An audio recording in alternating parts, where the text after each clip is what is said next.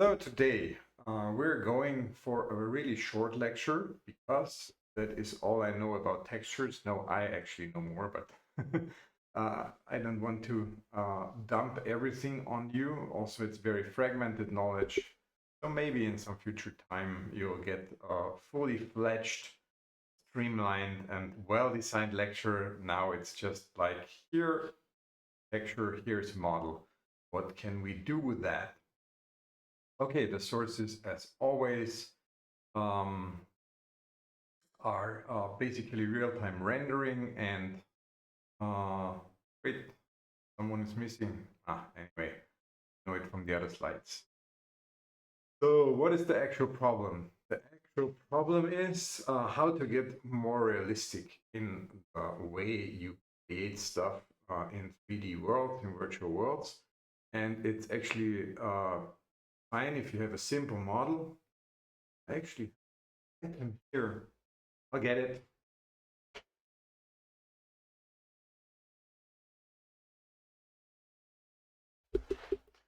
So this is the item. I'll have to put it here that the filter doesn't cut it out. It's a fascia ball. Looks like an orange. And it's actually round and orange. So that is the cool part about it. But just making it round and orange doesn't make it the 3D object we want. We need more than just the simple model with some Gouraud shading. And we need to do something about it.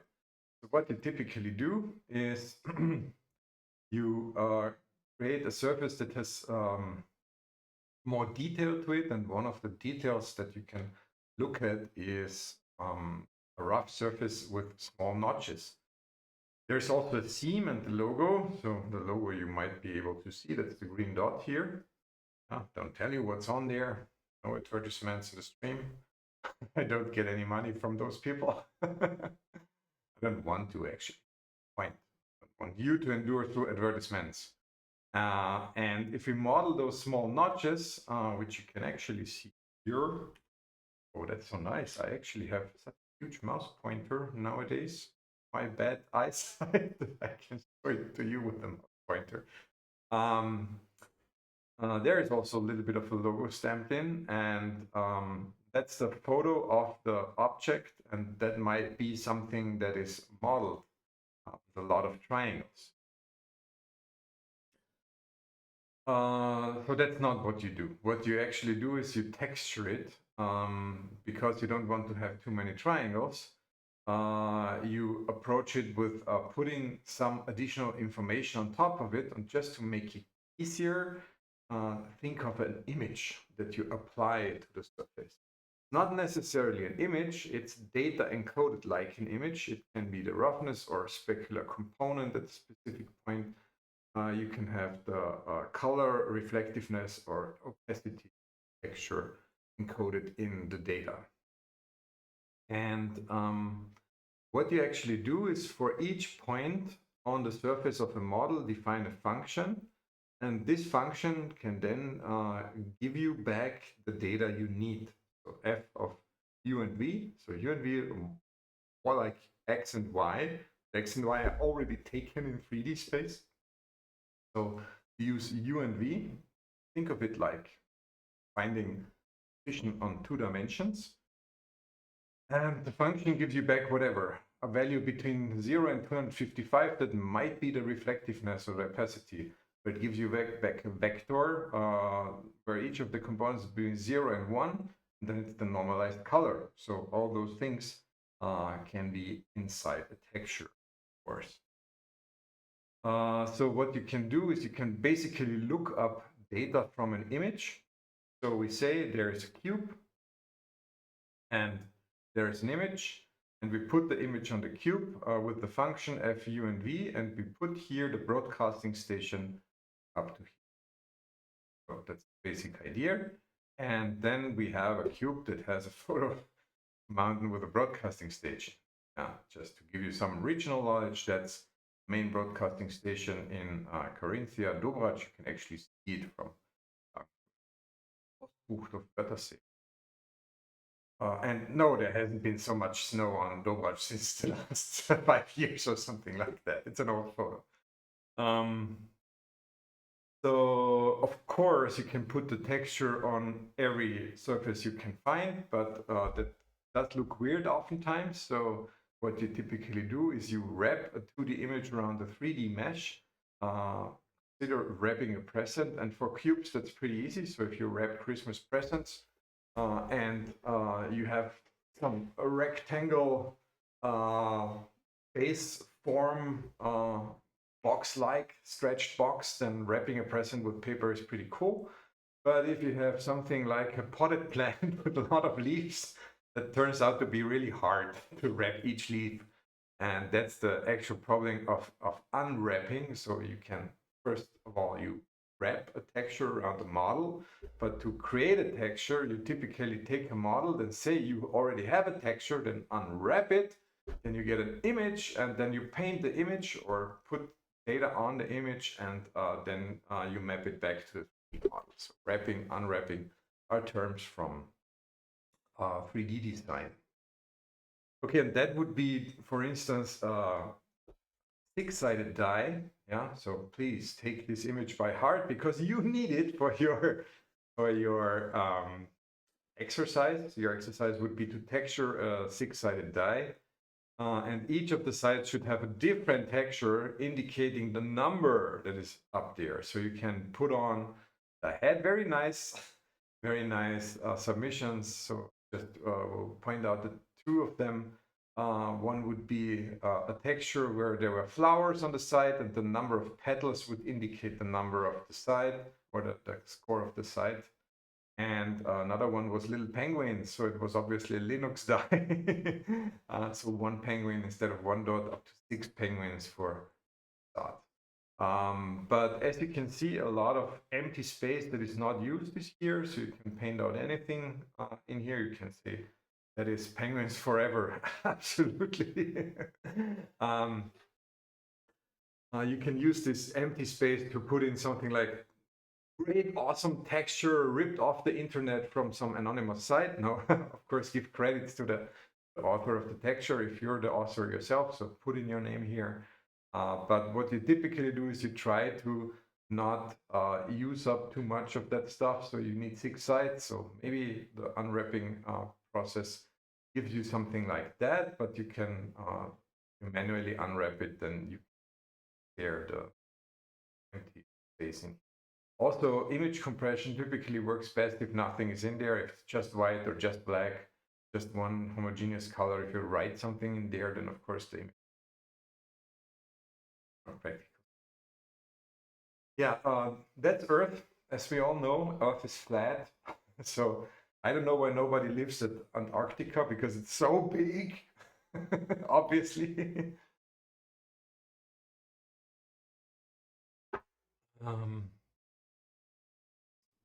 Yeah, okay, so there was a submission in the chat. Somebody said that tried to fit the image on a cube, but unfortunately it covered white or transparent area as well, which I don't know how to remove. Yeah, that's actually what we're looking into with these slides.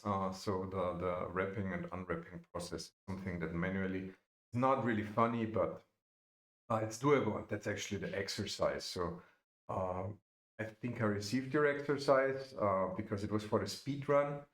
And actually, thank you very much for the speedrun submissions. They're all in, of course, now, and I awarded the points. I didn't yet upload the sheet, the score sheet. I will do that after the make mental note. No, I don't have an assistant.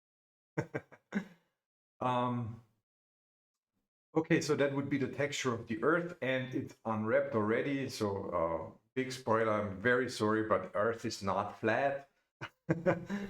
So I hope there are no flat earthers here. So what you basically have, it's very much the problem of any map you have on Earth. Actually, you're covering part of a sphere surface, but you have to flat it out. And that's what they do with this texture.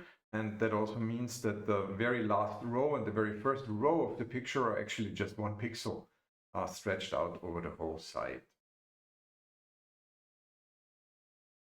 Yeah, There are some built-in mapping ideas. So there's planar mapping, there's cylindrical mapping, there's spherical mapping, and each of them will have different outcomes.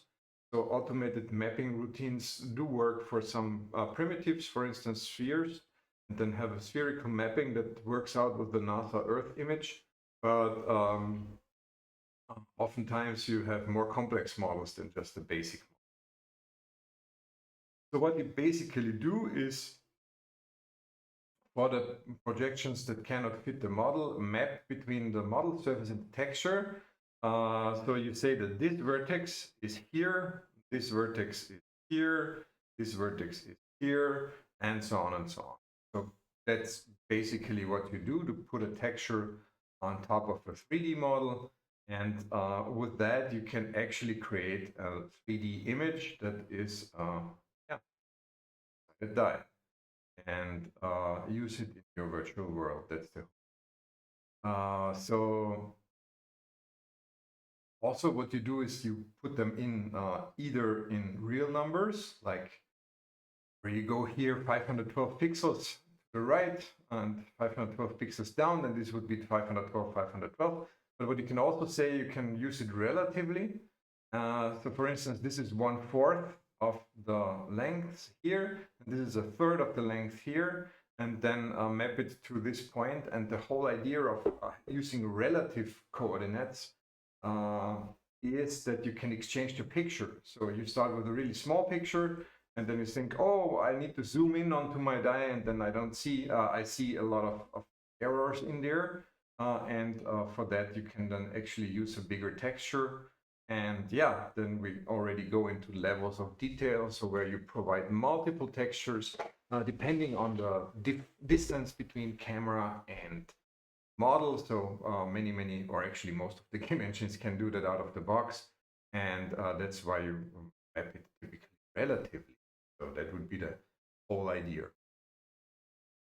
So speaking of exchanging to a bigger texture, if you take a look at this cube here, it looks fine, but if you zoom in, you'll see that this is not totally round. It actually gives you weird artifacts, which are basically image compression artifacts, which are blurred by the texture mapping algorithm.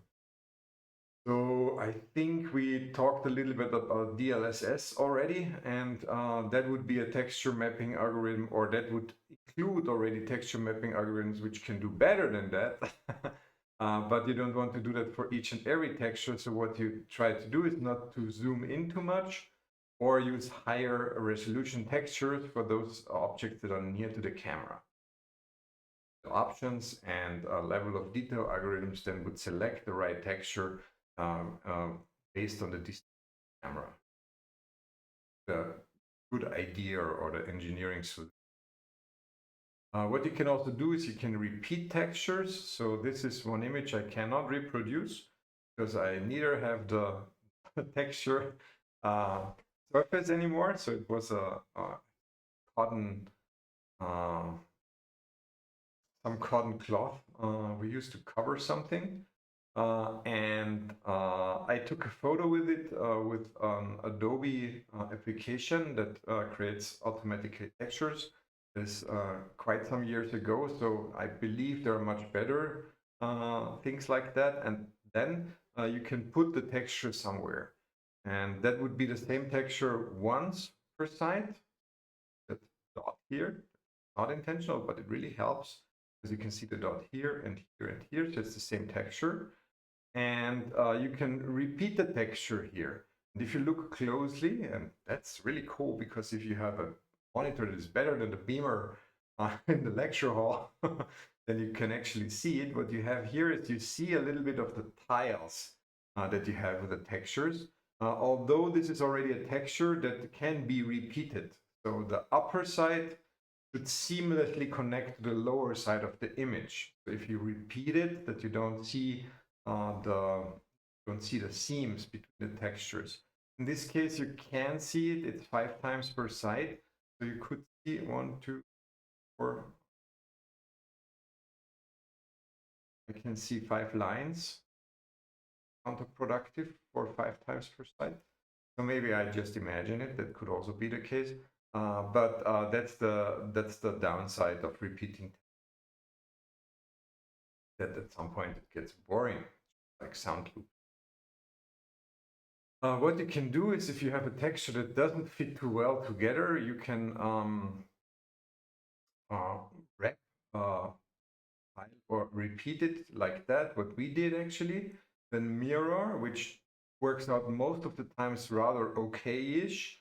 You have the texture, or let's start with this one here, red dot, start with this one here, then you mirror it to the side.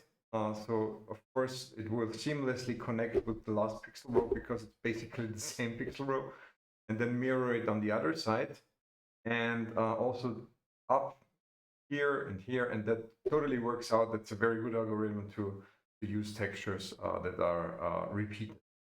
And just clamping it would then just repeat the rest of your the pixels you have. So the last row will be repeated here, the last corner pixel will be repeated white, the last corner pixel is black, is repeated here, and so on and so on.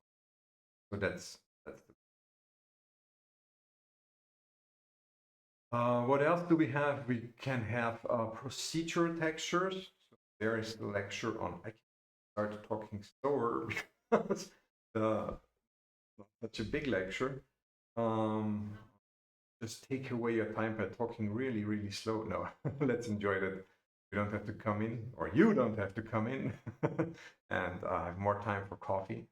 So procedural textures, one example is pearly noise, for instance, but there are others like Wally noise and others.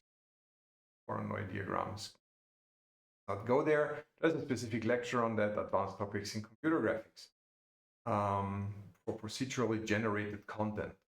So what you do is you use functions instead of images. I mean, functions anyway, but instead of looking up the function values in images, we just have a function, a mathematical function that creates it, and that would be, for instance, that's a public domain photo from Wikipedia, but it's easy to generate in P5.js too. And here we would have Wally noise or Voronoi structures which are related to each other. And when you zoom in, then it's generally a better resolution because, yeah, of course you can generate more.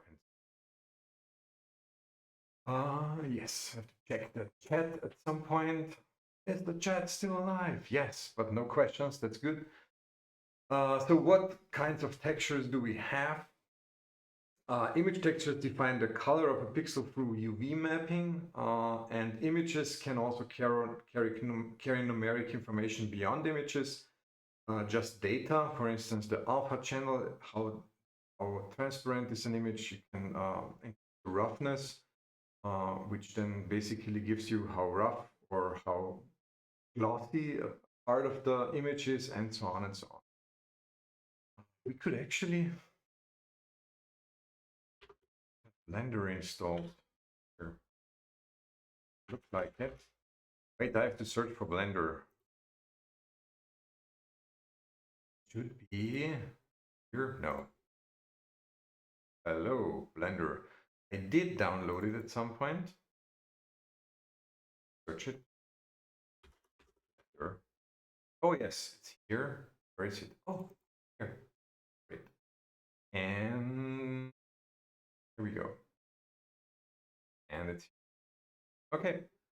Let's have some fun with Blender. Yes. So this would be our wonderful cube, companion cube, which we need, and we can give it a color, of course, and everything what we want.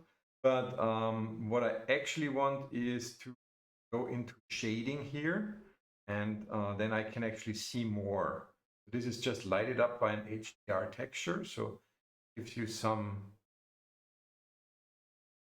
It gives you a look with a nice lighting, so you can create it in there and then apply your lighting in one other. Here you switch here, then you see the action. Okay, so as I said, we can have the color and everything, but what I actually want to show you is give you a procedural texture. I have to look to the side. I'm sorry. take a Voronoi texture, and I just connect the color here to the base color, and then we have Voronoi texture. Very nice.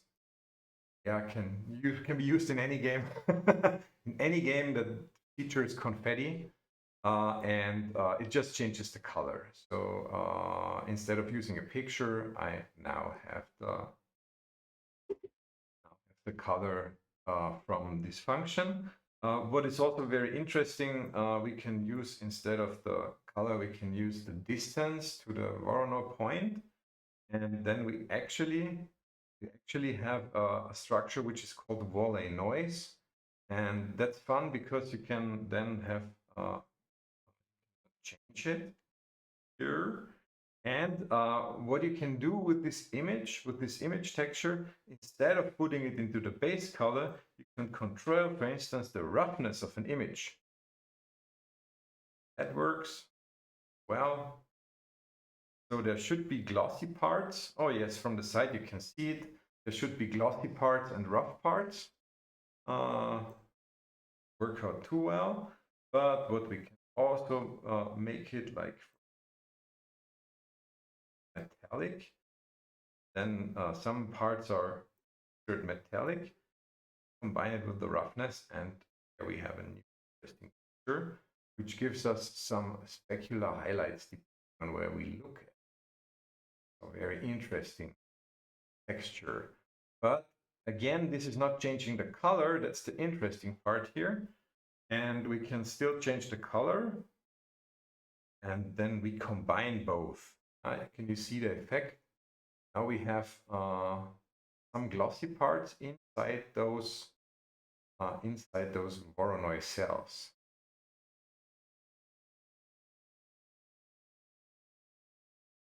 Okay, so that would be the whole idea of the textures. Funny enough, or I'm very thankful for that. Funny enough, most of the students know more about the textures than I do, or many of them. And we found somebody, I won't say the name, not because I don't want to advertise it, but I don't want to have it on Twitch. We have a colleague who is willing to show you how this works in Blender with image textures, which is totally my weak side, because I neither create image nor can handle them in Blender. I mean, a little bit, yes, but not too much. So I do typically those procedural textures. I can do more, and I will basically show you how to create wooden boxes with procedural textures. That would be my part, and the image part is then up to your colleague. Great, let's go back. This one here, so we map anything including color with images, and what we can also do, we can do bump maps, and that's actually pretty funny because we have grayscale images which give us a distance or give us image data that gives us the distance from the actual surface. We can step up or step down from the surface. Darker pixel, the higher it is, the lighter a pixel, the deeper. If we apply a bump map that totally looks like Gamebird to a cube, then we have little Gamebirds edged out. So that's the cool idea. And if we blur it, then it looks a little bit nicer. If we have a very sharp edge, then it's totally edged out. And the fun part about it is that the model is typically not changed, but only the lighting. So if I use that here, wait, I showed you already. Need to add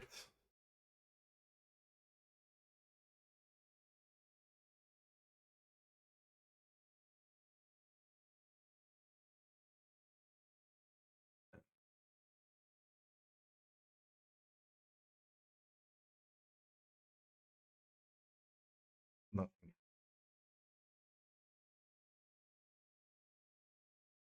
happens at all. Typically this should give us a, oh no, it was the wrong thing.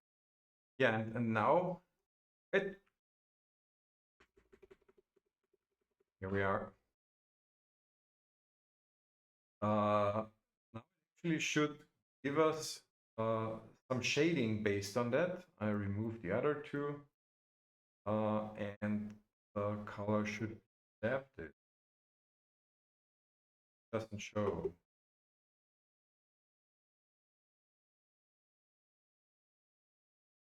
Here. Check. Yes, it's here. Or goes here.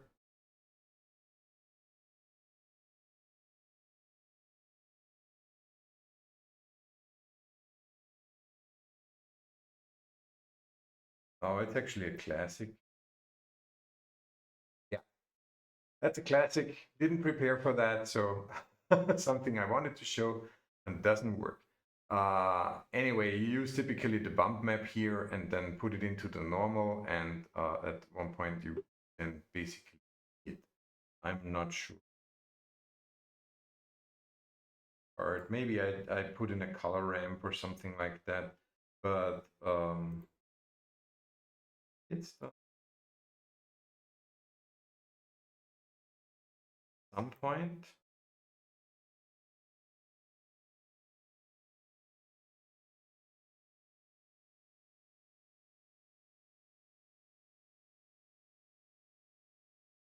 Oh, it does not like me.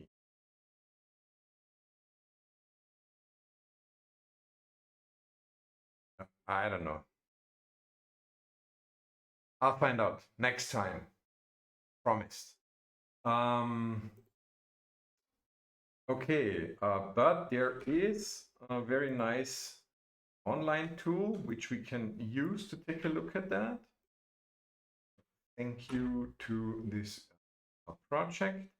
So we have a height map and wait, no pictures. And that is the normal, so you should not see it sticking out.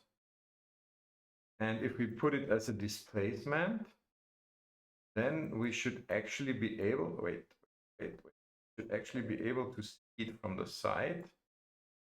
And oh no. Now the displacement is off. See, now it's just the rendering. That's what I actually wanted to show you. And if we allow the displacement, then it sticks out.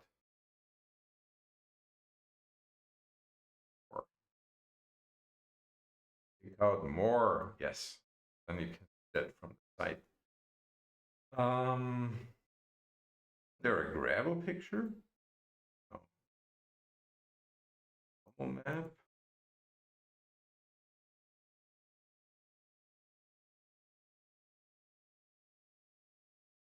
The gravel map. Model cube.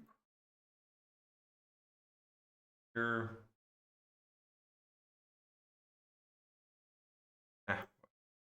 Yeah, but you can basically see the whole idea. So we have the map, and with the map we can actually create a normal map, for instance, and then with that a displacement web, which is basically our height map in a way. We can use it for ambient occlusion, which is yeah, we talked about it in the shading part, and specular highlights. Quite a lot of stuff. Okay, go back here. You can have fun with that very nice online system. But as I said, if you know what you're doing, not like me, obviously, you can recreate it in Blender easily. So yeah, well, I'll look into that.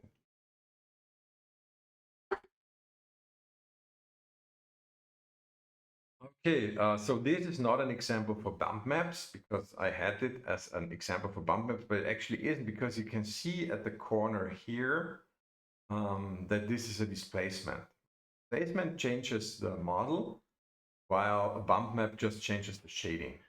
Yeah, and in Blender, as you could see, there are two inputs, one for displacement, one for bumps, or one for normals for shading. That's where you put in the bump output. Yeah, bump maps do not change geometry. The silhouette remains untouched, and they are really good for shallow types, especially because they don't invent new geometry, because that has to be rendered. especially with shadow, that kind of breaks a lot of stuff or takes a lot of effort for the game engine. So what you do is something like brick walls, where you hope that people don't go there and search for a clue, or an orange, or a golf ball, or something like that. So you saw already the normal map. So what you actually often have is you have those bump maps, and from that you create a normal map. The normal map is pretty cool because you use the RGB color to get X, Y, Z coordinates of the normals in a relative space relative to the plane, which is then called the tangent space. Light blue color means no change at all, so it's the normal that is actually given, the normal of the plane. And then you can change it in X, Y, and Z direction, and that is basically the color. And yeah, you can actually see that in normal map online here. Do I have pictures? Oh, there is the button for the pictures. No, there's no button for the picture. Select tiles. No.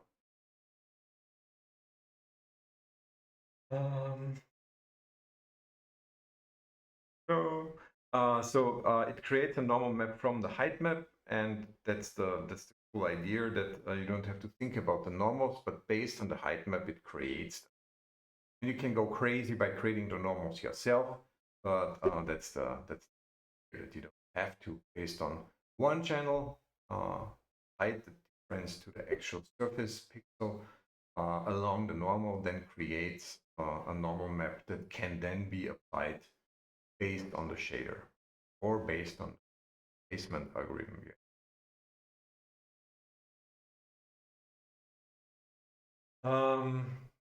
Effectively, they can do the same thing, but normal maps do carry a lot more information. So that's the whole thing. But normal maps are typically baked from additional information, and bump maps can be drawn by hand. Both do not change the geometry and the shadow unless they do displacement. Then yeah, these displacement maps change the depth and the height of a pixel and invent new geometry, and actually when it's modified. So what else is there? Alpha and transparency masks, for instance, you might have different layers of textures. For instance, there would be a glossy texture, glossy paint texture. Beneath that, there would be a diffuse color texture. And to do both, you can basically also define alpha transparency maps.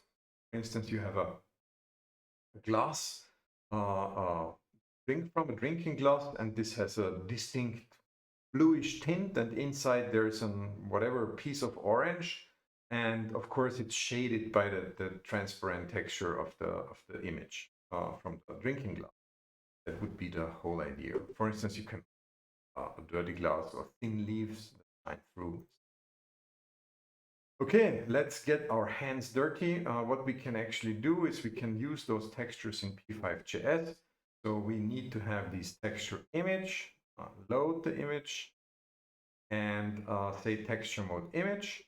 And with the texture, and then create triangles. And the triangles actually get the position in the image with it. So the pose is a relative point I use to create the plane based on two triangles, and this 0 to 640 is the image coordinates in absolute numbers, not in relative numbers. That I prefer. And that's basically it. We have this nice picture. So that's the real side. Yeah. Here it's my picture. The broadcasting tower is in front of the top, and to the right, the other top is the so-called Zwölfer, which is based on the number 12, because from some point, I don't know which one, the sun is above this top peak at 12 o'clock. There's a one for 10, one for 11, and one for 9, two up there. I assume it's somewhere in Bad Bleiberg, but I don't really. Yeah, and that's basically the effect. If we change something here, like making this 50, and result in some or the other change, which we might or might not see. Yeah, now we have a huge change here, as you can see, messes up the whole thing completely. Maybe we can make a smaller change, which is kind of awkward, but it's visible. Yeah, now we have a smaller change.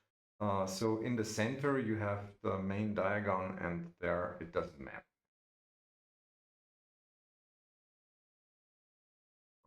Here, so let's change it back, but next time I don't have to search for error. I don't want to. And the fun part is that the rendering is really, really quick. So that's the whole cool thing about the 3D stuff. Having a picture that you want to closely at and so on and so on. That just does work very well. Let's add the orbit control here in the hope that we can actually this stuff. Also, I think control we can and no zoom in that much. Don't see too. Yeah, now we can see details here. As you can see here, you already see the texture the texture distortions of the texture artifacts. That's what I was searching for. Here, of course, we need noise in it. Oh, that was actually a very good point. Here, there is some color noise here that shouldn't be here. So here you have fuzzy border, and here too. Okay. What you can also do is you can make an image non-planar, which is something we actually used, most of us did use. So what you have is, on the one hand, you can take photos and then stitch them together like a panorama photo. If you do a full circle around your position, you get a circular image and you can move inside it. And that's actually what you do with some code like that. Open it, then you can see what I mean. So instead of having one quad, you can have two, like like a brochure. And then the picture is, if you follow that up on more and you're inside a cylinder, and you can create a 3D picture all around you. I didn't prepare it, but there are many, many demos on that, on how to do that. That's actually pretty. And of course, that's the whole idea of seeing those images in virtual reality. The only thing is that you don't use your mouse, but move your head, and of course you change the view of the camera. Here it's basically the same thing. You just have more vertices because we have two triangles per quad, and then just map the points.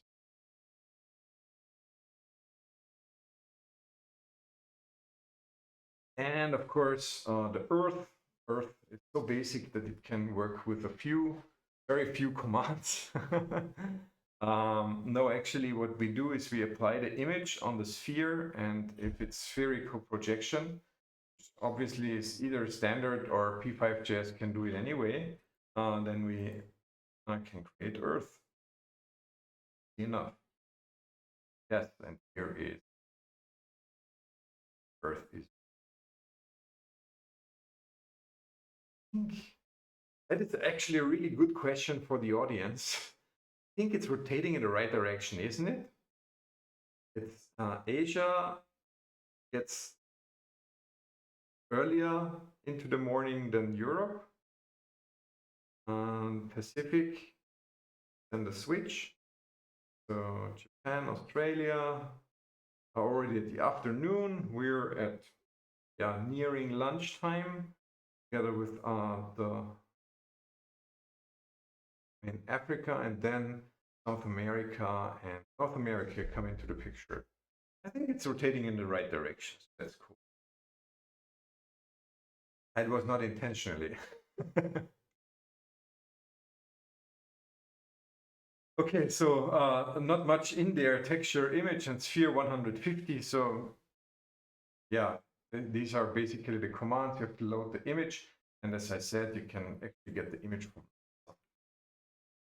A little bit more interesting is the four-sided die. Yeah, you are all game studies and engineering students, so you all have four-sided die. No, don't let your four-sided die lying around, because if you step on it, that hurts. So four-sided die, we can actually use one picture, and there would be a triangle with a 1, a triangle with a 2, a triangle with a 3, and one with a 4. And what I basically did is I named those. A would be 0, 0. Where is B? 0, 200, most likely. No, F is 0, 200. 0, 200, that would be F. B.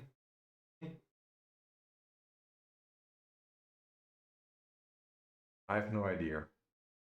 Oh no, I named the top of the, yeah, wrong. I named the top of the respectively. So that would be the A position. Would be position, position, minus position to make it bigger. So 100, 100, minus 100 would be top, and so on. And that's how I mapped it by hand. Please appreciate it. I did it by hand, and so should you for the six-sided die.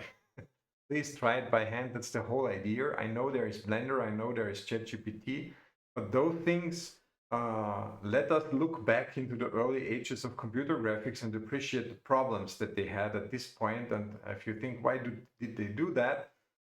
Because then we now understand where we are standing. A lot of those things we're using are band-aids, bandages, and fixes.